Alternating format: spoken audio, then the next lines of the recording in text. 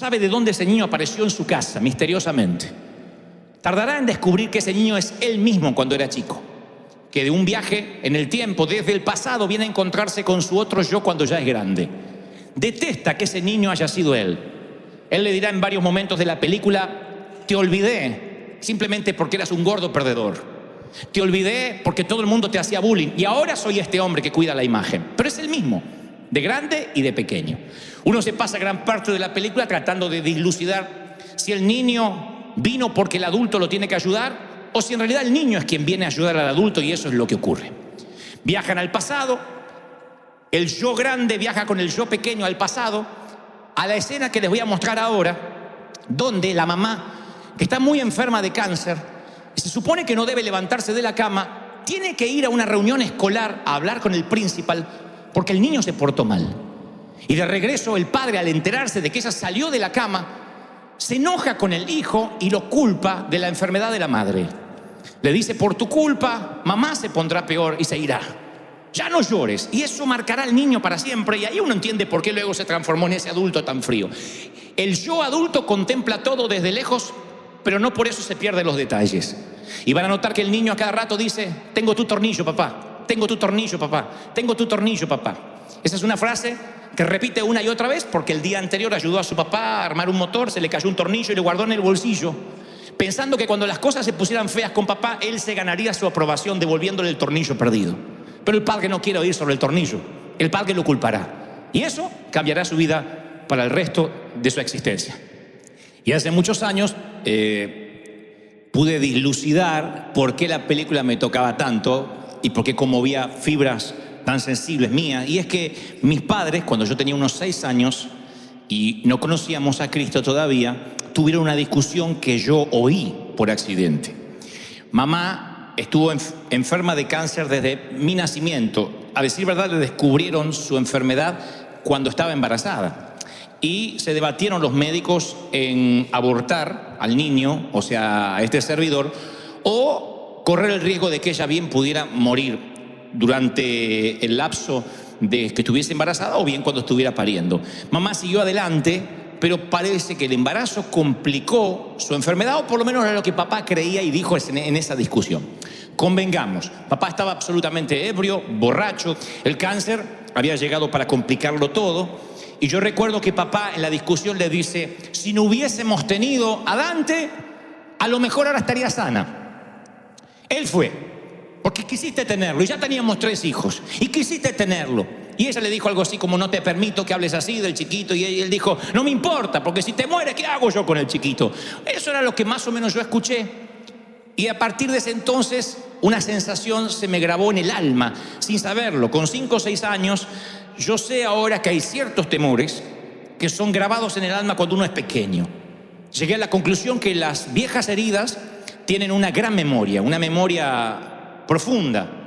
Y si bien los recuerdos, los malos y buenos recuerdos a veces se mantienen frescos y vívidos, también el cerebro tiene un recurso especialmente cableado por Dios, un recurso cognitivo que hace que olvidemos ciertas partes para evitarnos el dolor, pero otras quedan grabadas a fuego y no quedan grabadas de la manera que deberían hacerlo.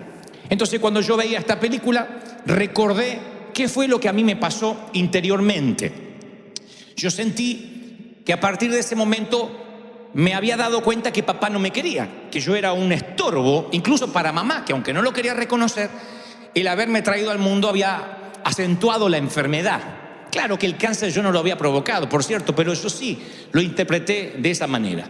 Vieron que el niño, el pequeño actor dice: tengo tu tornillo, papá, tengo tu tornillo, papá. El padre no quiere oír del tornillo, pero él tiene el tornillo en el bolsillo pensando que eso hará que se gane la aprobación de su papá. A mí me pasó algo similar, de querer ganarme siempre la aprobación de papá a partir de ese momento. Siempre que papá decía: a ver quién corta el pasto, yo iba corriendo y lo cortaba primero y más rápido para que me ame más que a mis hermanos. Cuando se trataba de ayudar a papá a desarmar el auto, el alternador, las bujías, eso que hacían los padres de antes con los autos viejos, yo estaba ahí, no mi hermano. Y aunque era torpe, y aunque odiaba y detestaba ensuciarme las manos con grasa, yo quería ganarme la aprobación de mi papá. Inconscientemente, yo también estaba diciendo: tengo tu tornillo, tengo tu tornillo. De modo que eso fuera la forma de yo pudiera acercarme a su corazón. Le pasa a gran variedad de niños. Te ha pasado a ti seguramente, nada más que no lo recuerdas. Pero a veces los niños se sienten culpables, personalizan situaciones que nada tienen que ver con ellos. Por ejemplo, un matrimonio llega a su fin y lo más probable es que el niño diga: tal vez papá se fue de casa porque yo nunca acomodaba mi cuarto. Y siempre me decía: ordena tu cuarto, ordena tu cuarto. Por eso se hartó y abandonó a mamá y me dejó a mí. Luego te das cuenta cuando vas creciendo que un hombre no se va porque el hijo no acomoda el cuarto. Pero para cuando lo entiendes, algo quedó marcado, una sensación de angustia, una sensación de no ser amado quedó marcado en tu interior.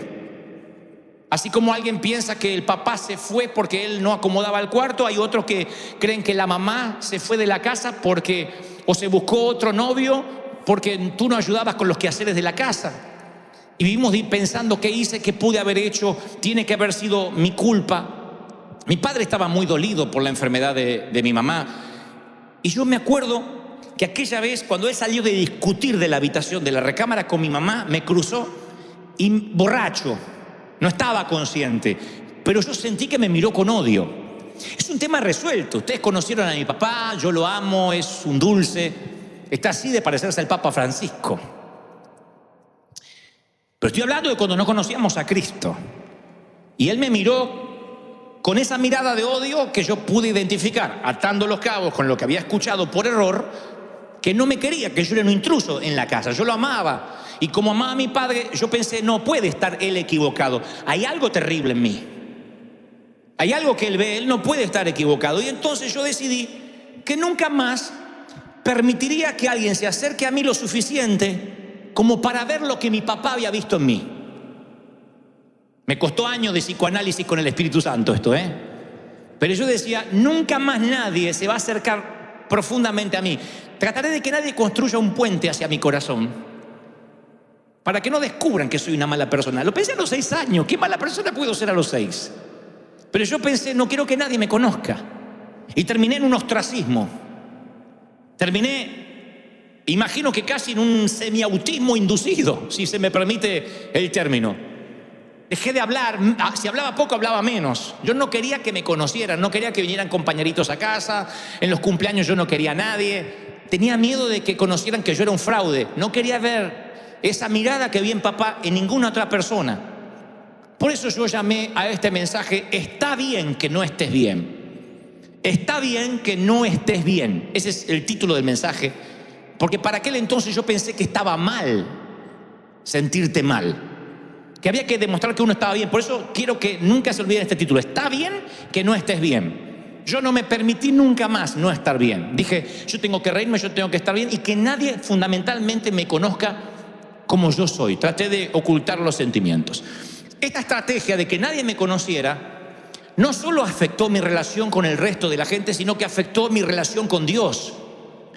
Uno tiende a ver a Dios de la manera que vio a su papá. La relación que tenemos con nuestro padre, o la falta de padre, es la manera que uno también tiende a relacionarse con Dios.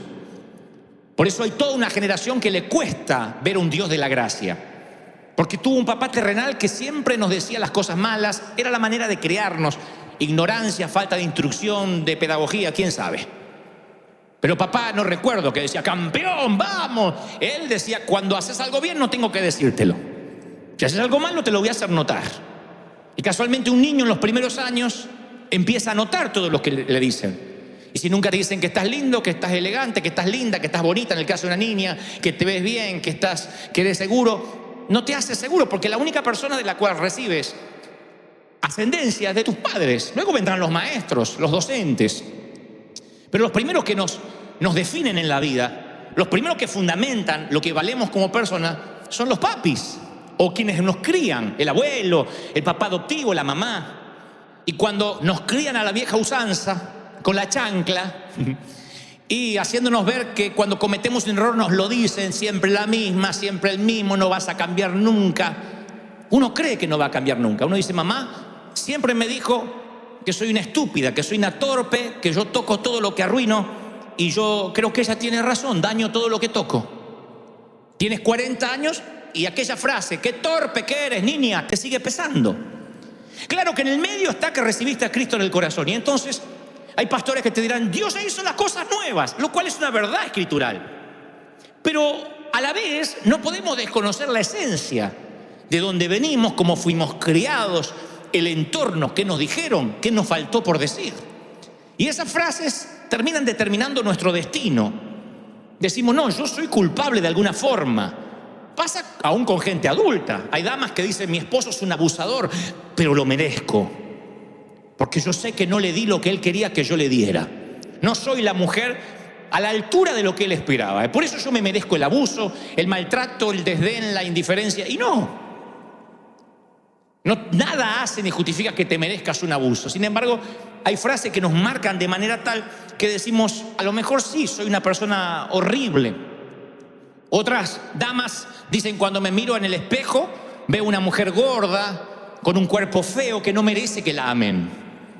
Y entonces sienten que eso le empezó ahora, que es un espíritu, un bajón, un tema de bipolaridad. Y no, a lo mejor son cosas que arrastras desde que eras una niña, desde una frase que de alguna forma te marcó. Voy a quedarme soltero, soltera para siempre, porque nadie le gustaría casarse conmigo. Nunca voy a tener hijos porque Dios me está castigando por algo que hice. Y vamos por la vida por ese sendero de culpa. ¿Qué hay de malo conmigo? ¿Por qué las cosas me están saliendo mal? Yo te diré algo. Primero, que las heridas viejas tienen buena memoria. Las heridas siempre te recuerdan que están. Yo tengo cicatrices en lo físico, en mis dedos, cicatrices en mi hombro dislocado. Y claro, ya no me duelen. Pero ante una presurización del avión, ante un cambio de clima, algo me recuerda que no está bien en mi cuerpo, que algo le pasó hace 30 años atrás incluso. Imagina esto en lo anímico, en lo espiritual, en lo almático. Uno va por la vida pensando, yo estoy sano porque el Señor hizo todas las cosas nuevas, porque me bauticé y soy nueva criatura, y es verdad. Pero aún así hay una cautividad de la mente que debe ser quitada con tiempo, con trabajo, un cambio de mentalidad, de paradigma que viene con la ayuda del Espíritu Santo, que no ocurre mágicamente en las aguas del bautismo. Yo fui esclavo durante mucho tiempo de unos grilletes que me ataron a un poste, y esos grilletes decían, tú eres el culpable del cáncer de mamá. No debiste haber nacido. Grilletes puestos por un borracho que no sabía lo que decía. Grilletes al fin, a un niño le es suficiente para que no se pueda mover. Y a veces hay frases, episodios, infortunios que te marcan de manera tal que uno se para en la vida con esas imágenes que a veces son tan poderosas que comienzan a transformarnos físicamente en lo que no dejamos de pensar. Presten atención a esto. Así como yo digo siempre que el corazón alegre, bueno, no lo digo yo, lo dice la Escritura, pero lo repito, que el corazón alegre hermosea el rostro, así yo también creo que un corazón amarrado con un chaleco de fuerza psicológico por algo que te pasó, te hace el rostro adusto, te hace el ceño fruncido, te arruga antes de tiempo, te cansa más de lo esperado, porque estás pensando todo el tiempo y afecta hasta tu físico. Lo dice la Biblia, tengo base bíblica para que ustedes tengan en cuenta de que esto no es un invento mío. En un verano, hace muchos años, cuando yo era adolescente, yo trabajé para una compañía que repartían Nuevos Testamentos en los hoteles, en los lugares públicos, se llaman los Gedeones. Y el CEO o el presidente de esta organización en Argentina era un hombre que tenía un rostro sombrío, desaprobaba todo, es cristiano en teoría. Esas personas que tienen un no escrito en la cara, se levantan con cara de no. ¿No? Buenos días, no. Por las dudas dice no. Antes de que le preguntara, no. Cuando llego a la compañía pregunto si yo voy a tener que ver a este tipo todos los días. Y nos dicen que sí. Que dice que nos va a dar la bienvenida todas las mañanas. El que va a orar por nosotros. El tipo estaba sombrío, negativo. Y al principio yo dije, yo no quiero estar con este tipo. Necesitaba el empleo. Pero a medida que fueron pasando los días en aquel verano, yo fui cambiando mi corazón hacia el hombre, porque yo observaba cómo sus manos torcidas y dobladas debido a la artritis le impedían tomar una taza, agarrar un lápiz. Pero me di cuenta que no era lo único que tenía torcido, su alma también estaba quebrantada, porque de tanto en tanto él dejaba entrever su vida de quebranto. el hijo que ya no lo saludaba hace años y estaba enemistado con él, su divorcio, que había atendido a su padre enfermo por muchos años. Y a medida que él iba contando sus historias de rechazo, una tras otra, yo entendí que el exterior de su cuerpo era un reflejo de su espíritu interior. No era un monstruo, porque sí, sino que la vida lo había amargado y torcido tanto afuera como adentro. Y no era lo suficientemente anciano para decir, tiene achaques de la edad. Pero era tanta la amargura que se reflejaba en el exterior. Por eso a mí me rompe el corazón, notablemente, cuando yo veo seguidores de Cristo que, a pesar de que no ignoran que Jesús vino a darnos libertad, sin embargo viven cautivos a episodios como este y se niegan a retrotraerse a esos episodios porque dicen, no, yo no creo en la sanidad interior, ya está, yo me quiero olvidar. Pero por mucho que te olvides, a veces vamos por la vida diciéndole a Dios, tengo tu tornillo, tengo tu tornillo. Eso fue lo que me pasó a mí. El tema no fue solo que yo intenté agradar a mi papá cortando el césped más rápido que mis hermanos. A partir de ahí yo me propuse ser el mejor cristiano, el que más trabajara para Dios, para poder ganarme el amor de Dios, en lugar de dar por sentado que Dios me amaba. Es grave lo que me pasó. Un episodio como este en la niñez a mí me formateó mi mente para que se me grabara esa fatídica y frase que es una falacia de decir, tienes que agradar a Dios. Así que me pasé la vida queriéndole agradar a Dios. Y cada vez que Dios me hablaba, yo decía, tengo tu tornillo, tengo tu tornillo, tengo tu tornillo. Acá estoy sirviéndote, aquí estoy dando de mi ser. He ayunado toda la noche y todo el día, queriéndome ganar su aprobación. Y me frustró, me llenó de estrés, drenó mi energía, me robó años de autenticidad. Porque es horrible cuando sientes que te tienes que ganar la salvación. Y nos lo dicen, es por gracia, no hiciste nada, pero uno siente, no, está bien, Cristo pagó el down payment, pero las cuotas las tengo que pagar yo. Y vamos por la vida queriendo agradar a Dios y eso es cansador, agotador. Me costó entender, personalizar lo que Dios me decía. De tal manera amó Dios a Dante Miguel, que ha dado a su hijo unigénito para que Dante Miguel, aquel niño, no se pierda, mas tenga vida eterna. Eso es para mí, eso es para ti. ¿Están conmigo? Si tan solo personalizáramos el mensaje, cuando uno logra individualizar el amor de Dios, dice, Dios es mi Dios. Él sabe cómo tratarme, Él sabe que yo nací con un papá borracho, una mamá enferma. Él sabe la familia disfuncional que tuve. Él sabe cómo hablarme, cómo tratarme. Él sabía que Abraham no resistiría, Moisés no resistiría lo mismo que Abraham. Que Moisés tenía una estructura emocional diferente a Abraham, que pudo y no dudó en sacrificar a su hijo, casi sacrificarlo. Él sabía que Jacob necesitaba un trato rompemuslo, trato de chancla. Y ahí andaba Jacob. Ahora cambié de nombre, que no era lo mismo que los demás. Entonces el pensar que Dios, bueno, Él va a bendecir a todos y sentirte parte de un todo, a veces te frustra, porque dices, si muestro que no estoy bien, no voy a pertenecer a ese todo. Pero como dice el título del mensaje, está bien que no estés bien. Está bien que tengas una historia triste que contar. Está bien que tu vida no fue un jardín de rosas. No está mal. Hay que reconciliarse de dónde venimos. No llorar, no quedarse estancado en el pasado. Pero está bien decir, yo estoy pasando un momento triste.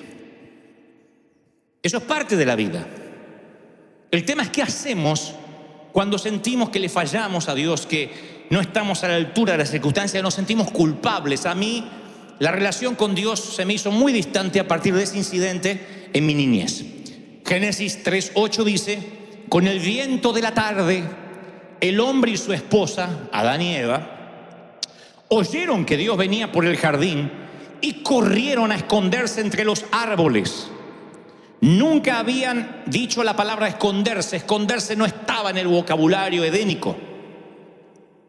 Pero en ese momento, cuando pecaron, se percataron de su desnudez y sintieron una nueva emoción. Nunca la habían sentido antes, vergüenza. Ellos andaban desnudos, como los animales, y no tenían vergüenza. Pero de pronto se despertó una emoción nueva que Dios no les había dado. No había un sistema mental para esa emoción, que fue el sentirse desnudo y sentir vergüenza. Entonces voy a aclarar esto y ahora conectamos con esto que le hablaba de la niñez. La diferencia entre vergüenza y culpa, aunque parecen similares, son nada más que primas hermanas, pero no son hermanas. La vergüenza y la culpa. Nos sentimos culpables por lo que hacemos, pero sentimos vergüenza por lo que somos. Eso es una diferencia abismal y lo diré otra vez. Nos sentimos culpables por lo que hacemos y medianamente eso tiene solución. Por ejemplo, metes la pata, haces una cosa que no debiste hacer. Bueno, pides perdón, tratas de enmendar, restituir. Te sientes culpable por lo que hiciste. Pero cuando sientes vergüenza por lo que eres, ¿cómo lo arreglas? Yo me sentí a los 6 años, al principio, culpable por la enfermedad de mamá. Gran parte de mi adolescencia sentí vergüenza por lo que yo era. Y eso no lo podía arreglar en las aguas del bautismo.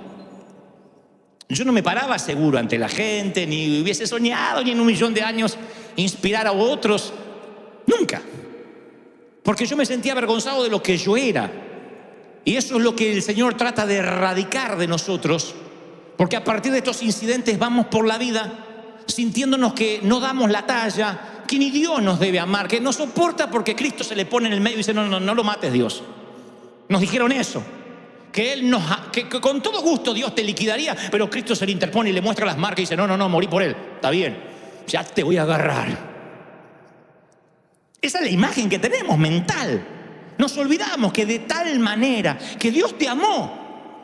No porque Cristo vino a la cruz, te amó antes de Cristo. No es que si no ve, él te amó después de Cristo y te ve a través de Cristo porque si no, no te puede ver. No, Él de tal manera Dios te amó antes de que viniera su Hijo. Por eso lo mandó al Hijo, te amó antes. ¿Estoy siendo claro o no estoy siendo claro? ¿Sí?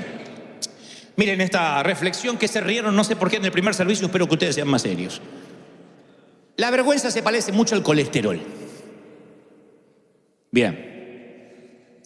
Son más serios que el servicio anterior. ¿Por qué pienso que la vergüenza y el colesterol se parecen en algún punto? Porque la vergüenza llega a nuestras vidas de dos formas, la buena y la mala. Hay una vergüenza buena, la que te hace que te vistas. No queremos ver lo que hay debajo. Que te pongas una faja que apriete al hombre fuerte o a la vieja mujer. Que te lave los dientes por amor al prójimo.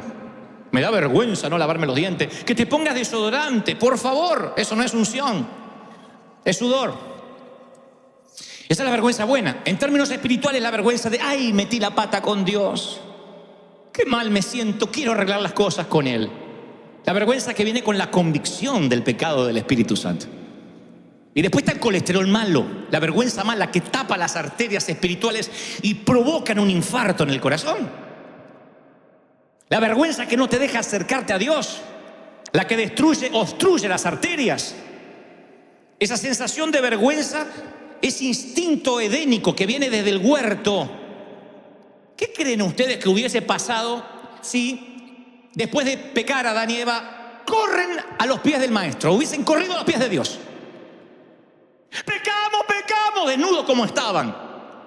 Le confiesan, abren su corazón y piden piedad, conociendo al Dios de gracia que conocemos hoy. Porque algunos creen que en el viejo pacto Dios era un Dios malhumorado y que se ablandó entre Malaquías y Mateo. Es el mismo Dios. Si hubiesen corrido a los pies de Dios, ¿qué hubiese pasado en el huerto? Bueno, la hipótesis es que tal vez Dios los perdone. Otros dicen, no, tenía que pasar lo que pasó. Lo que sea. Conociendo a Dios.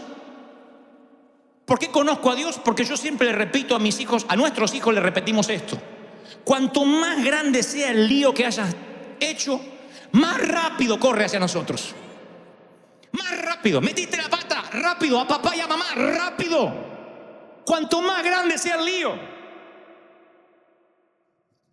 No hay algo así como, hasta tal lío, ven a casa, después si me vas a traer problemas con la policía, no me llames. Cuanto más grande es la metida de pata, más rápido corre. Y lo mismo va para la iglesia. Cuanto más lío hayan hecho, más rápido vengan a congregarse. No escapen, no huyan, no se escondan. No importa lo que hayas hecho, esto es un hospital del alma. Entonces si tú dices, metí la pata feo, no puedo ir a la iglesia. ¿Cómo no? Más rápido tienes que correr. Cuando alguien comete un error y escapa, y en vez de correr a la cruz, corre diametralmente hacia el lado opuesto, perpetúa su nombre para mal, cambia su identidad. Adán y Eva nos dejaron el triste y horrible legado del quebranto. El quebranto de la relación con Dios. Y esa fue la intención de la serpiente. Romper la relación de Dios con sus hijos. Eso es lo que ocurrió. ¿Cómo te sientes cuando caes, cuando le fallas a Dios? ¿Cómo respondes normalmente? Hagan de verdad una introspección. No somos de escondernos. Queremos primero enmendar, arreglar las cosas, arreglarlas por nuestra cuenta y después le daremos una explicación a Dios. Señor, yo puedo explicar esto, pero solo déjame unos días. Y escapamos. Y eso no funcionó en el huerto, ni funciona ahora. ¿Cómo Adán y Eva le van a ocultar a Dios que están rotos? ¿Qué hace Adán y Eva? Lo que hacemos todos. Nos metemos en un sótano húmedo, en un sitio donde no nos puedan encontrar por mucho tiempo. En un altillo. En un lugar o alto o bajo, pero donde estemos seguros. Yo lo hice. Una frase desafortunada, poco feliz de mi papá, hizo que yo me ocultara mi personalidad. Yo dije, no quiero que nadie me conozca. Yo voy a tratar de ocultar cómo soy porque te voy a defraudar. Todos tenemos nuestros escondites y sótanos preferidos. Hay de los que se esconden tras la comida, porque dicen es lo único que puedo controlar o no. Y entonces ya sean obesos o bulímicos y anoréxicos, ellos creen que la comida es lo único que está bajo su control y ahí se esconden, tras la comida. Ya sea que la vomites o la comas con voracidad, hay de los que su escondite se llama comida. Otros, los más comunes, se esconden tras las cosas. Tú sabes, una cartera más, un par de zapatos más, un vestido más y estaré satisfecho o satisfecha. Y luego, claro, el escondite otra vez te deja ver. No hay zapatos, no hay traje que pueda ocultar el quebranto ni el dolor. Siguen siendo los mismos árboles que torpemente trataron de ocultar a Adán y a Eva. Otros se esconden tras las relaciones afectivas y van de pareja en pareja, diciendo ninguna pareja me satisface, ninguna me da lo que yo necesito. Y no te la pueden dar porque el problema viaja contigo. No hay una persona perfecta para ti, por una sencilla razón, tú no eres perfecto. Si alguien busca una iglesia perfecta, no la encontrará, porque si la encuentras, tú la echarías a perder. Yo la echaría a perder. ¿Cómo voy a buscar la perfección cuando yo no la puedo ofrecer? Pero así somos. Y nos escondemos tras relaciones afectivas y andamos de pareja en pareja, en cama, de relación en relación, pensando, esta sí me hará feliz. Si es un escondite, no te hará feliz. Tarde o temprano se verá que estás roto o rota. Otros se esconden tras el ministerio. Ese fue mi escondite favorito, el ministerio. Debo confesarte que por muchos años yo me escondí tras el ministerio. Yo siempre pensé que si yo oraba por ti, si yo te bendecía, si yo te inspiraba a ti o a quien Dios me pusiera delante, yo podía tapar mi yo real.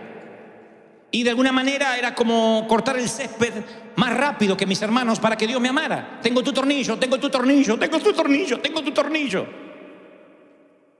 Sentía que de esa manera yo me ganaba la aprobación de Dios. Que si yo compartía el amor de Dios contigo, de alguna forma yo estaba oculto. Y por supuesto, yo nunca dejaba que tú me conocieras porque temía que dijeras, tu padre tenía razón, eres un fraude. Y me oculté. Tras el servicio a Dios, tras hacer mucho, tras llenar la agenda, hubo momentos de mi vida que viajaba toda la semana. Y el tema era llegar y predicar e irme rápido. Y quienes no me conocían decían, qué petulante este tipo, no saluda a la gente. Pero era el temor a que me conocieran. Era el temor de no estar a la altura de lo que se esperaba que fuera un hombre de Dios. Y ahí empieza la simulación. Ahí empieza el mostrar lo que no somos. Ese fue mi escondite, el ministerio por muchos años. O tal vez sea otro tu escondite, pero es tan tenebroso, tan lúgubre, que ni siquiera lo puedes identificar. Y tú dices, ¿cómo saliste de ahí? Vamos. ¿Cómo se supone que sales de un escondite así? ¿Cómo rehaces tu vida? ¿Cómo te abres paso en el mundo adulto sano? Te diré cómo. Con la misma pregunta del huerto. Lo mismo que Dios le preguntó a Adán. De allí estuvo la respuesta por la cual yo pude salir. Poco después que Adán pecó, dice Génesis 3:9, Dios lo llamó y le preguntó, ¿dónde estás tú? La Biblia no menciona la inflexión de voz que pudo haber tenido Dios al llamar a Adán. Porque uno puede interpretar que Dios está diciendo, ¿dónde rayos te metiste? ¿Dónde demonios estás? Yo no creo que Dios esté hablando con esa inflexión de voz. Pienso que la voz sonó triste. Pienso que ¿dónde estás? Estaba impregnado de gracia, esperando que corran hacia Él. Dios sabía que iban a meter la pata, así que supongo que en algún punto Él todavía soñaba, ansiaba, si se me permite el término, que corrieran hacia Él. ¿Recuerdas si alguna vez perdiste un hijo en el mall, en alguna parte durante unos minutos? ¿Cuál es tu reacción? Te diré cuál fue la de mi mamá cuando me perdí una sola vez. Me dijo, ¿dónde te metiste, desgraciado? Me pegaba y me abrazaba, me pegaba y me abrazaba, me pegaba y me abrazaba, me pegaba. No te me vayas mal, te quiero, me haces sufrir. ¡Ay! Me pegaba. Yo digo, ¿podríamos evitar la pegada? ¡Ay, desgraciado! Si te llegas a morir o te pasa algo, yo me muero, me pegaba. Imagínate si no me llega a querer.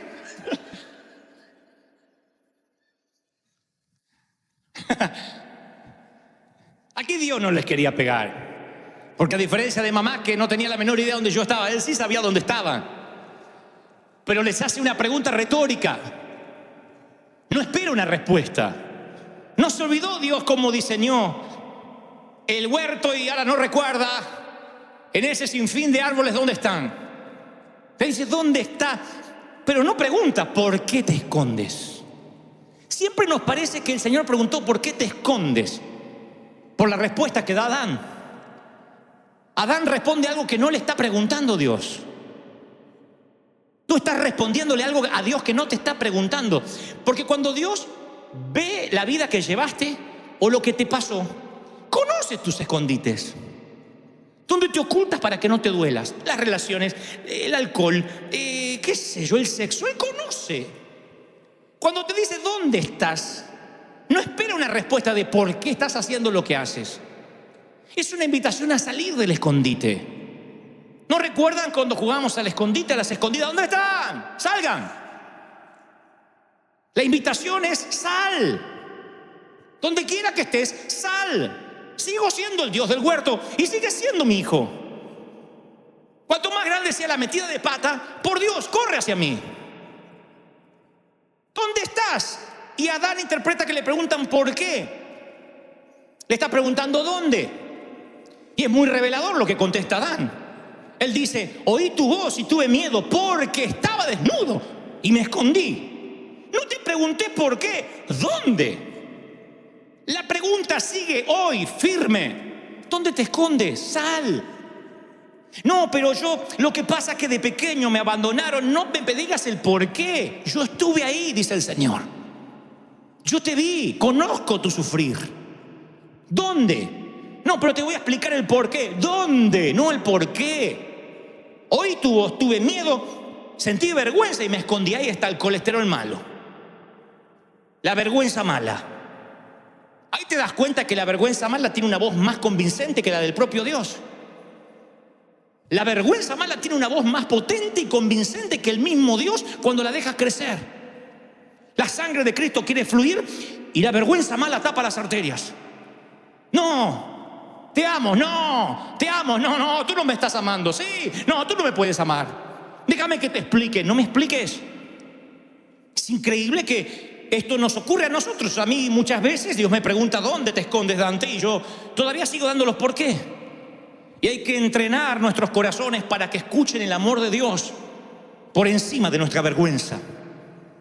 Adán y Eva no pudieron disimular su vano intento de esconderse. El quebranto era evidente en su rostro. Ahora estaban agachados detrás de los árboles con rostros torcidos del dolor y del miedo.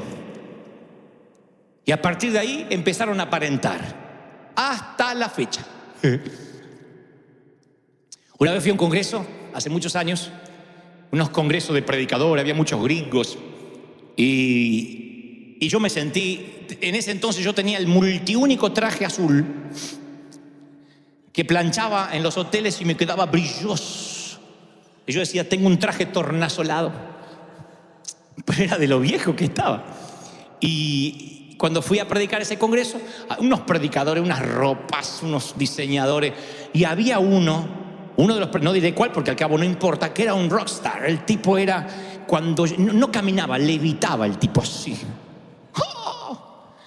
Tenía todo. Si se podía poner aretes, se los ponía, pero quedaba feo. Pero se ponía todo. Corbata así grandota, traje rayado a lo mafioso.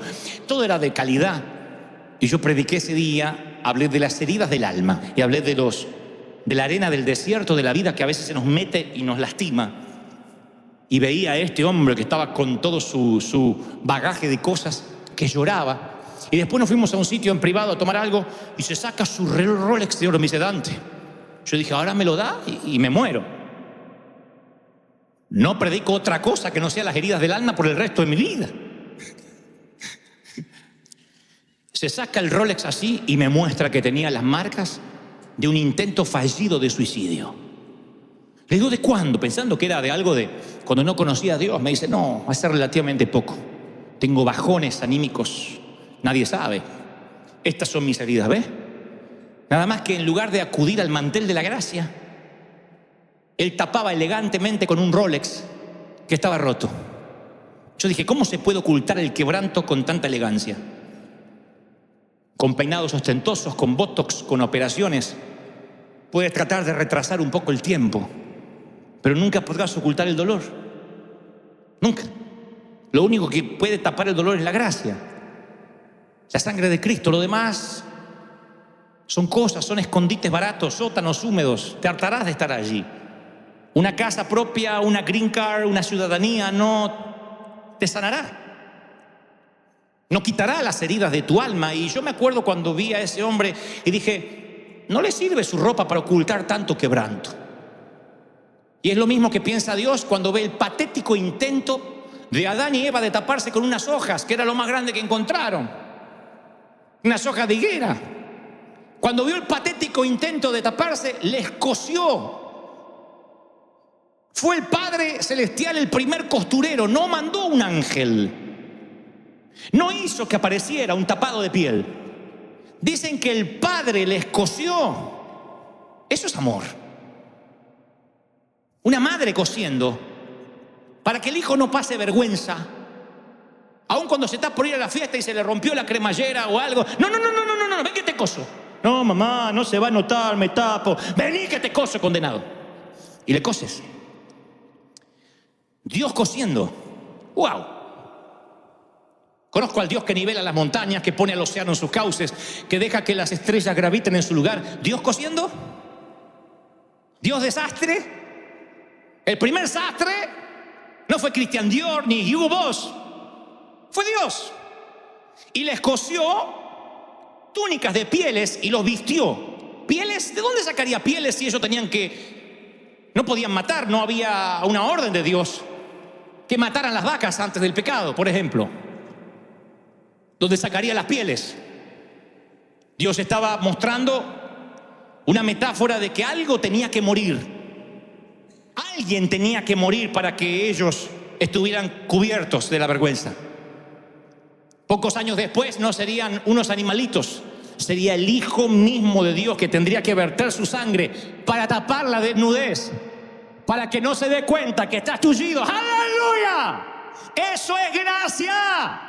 Di conmigo, eso es gracia. ¡Aleluya! Así que Si hoy te atreves a ponerte el atuendo que te hace Dios, es la mejor ropa. Te hace ver como príncipe. Recuerda, nunca es la ropa, es la clase. Nunca es la marca, es cómo la llevas. Y la clase la tienes dentro. La clase es cuando te sanas y luces una ropa de marca o un trapo. Lo luces. Yo luzco en pijama. Porque cuando Dios te sana, cuando un día dices, no, yo no ocasioné el cáncer de mi madre. No fui yo. Es más, Dios quería que naciera.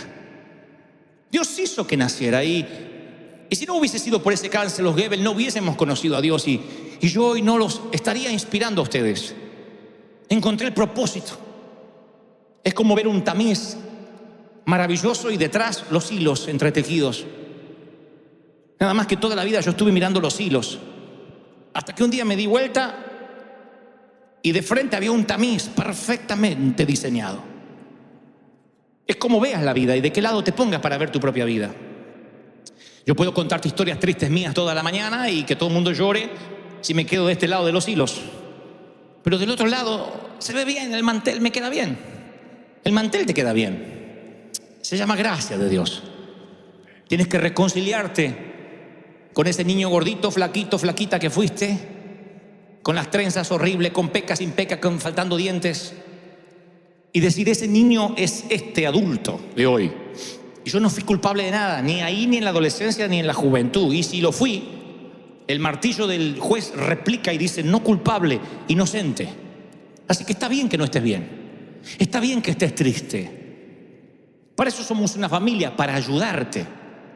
Ama y déjate amar. Ese es el Dios tan distinto a lo que la religión nos quiso mostrar. Un Dios que te ama, un Dios que te tiene paciencia, un Dios que su misericordia no se agota, un Dios que sigue creyendo en ti, un Dios que no importa si cortas el césped rápido, lo cortas lento o no lo cortas, Él no cambiará el amor que siente por ti. No importa si encontraste su tornillo o no, Él no cambia el amor que siente por ti.